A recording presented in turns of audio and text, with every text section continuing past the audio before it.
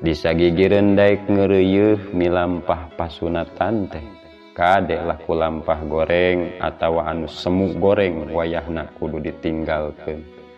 Kayaning upat simuat campur baur jeung tukang rahul, cindekna mah laku malsu buru-buru lebur, lampah cidra gancang tunda.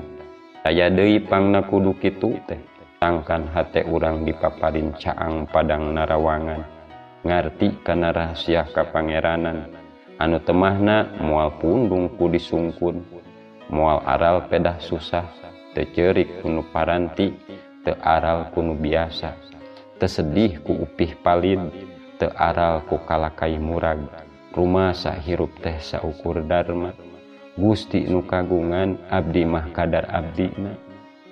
Pareng untung abdi syukur, pareng rugi abdi mah dapuguh abdi. Untung rugi mulia hina, sugih fakir, hirupna sareng maotna mung Gusti anu nangtukeun.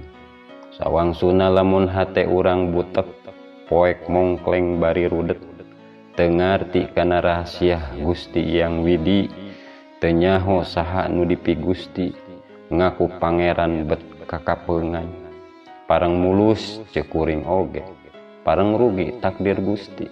Anu antukna temahna teh kulantaran poek tea, bato katajong meja kadumpak dulang katincak, minantu dituding mitoha disentak, pamajikan dicarekan lantaran mituhu kana hawa nafsu, mi Gusti kakatumbiri, mangeran kana kalangkang, ibadah kana kahayang sorangan, anu antukna teh aing-aing Gusti-Gusti. Tah eta kitu makna liyanuro kolbun mujtala, mibanda hate anu caang padang, ngarti kana rahasia kapangeranan.